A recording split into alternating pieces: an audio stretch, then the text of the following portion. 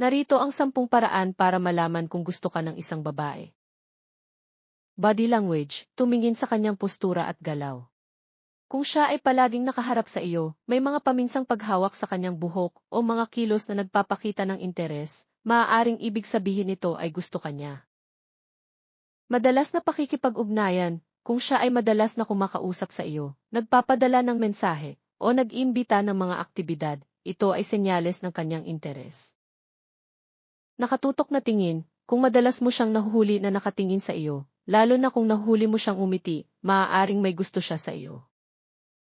Pagtatanong tungkol sa personal na buhay, kung siya ay nagiging interesado sa iyong buhay, mga hilig, at mga opinyon, maaaring ito ay tanda ng kanyang pagkagusto.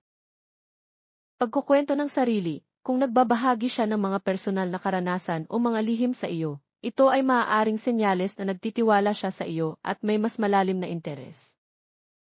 Pagsuporta sa mga gawain mo, kung siya ay palaging nandoon upang suportahan ka, makinig, o tumulong, ito ay maaaring tanda na gusto ka niya. May mga sinasadyang paghahawakan, ang mga simpleng paghawak sa braso o balikat ay maaaring maging senyales ng kanyang interes. Pagbiro at pagsasaya, kung siya ay madalas na nagbibiro at nagpapakita ng pagkamapagpatawa sa iyo, maaaring nais niyang makuha ang iyong atensyon. Pagiging jealous, kung siya ay tila nagiging selosa kapag may ibang babae na malapit sa iyo, maaaring nagpapakita ito ng kanyang pagkagusto. Pakikipag-ayos sa iyong kaibigan, kung siya ay nagtatanong o nakikipag-usap sa iyong mga kaibigan tungkol sa iyo, ito ay maaaring senyales na interesado siya.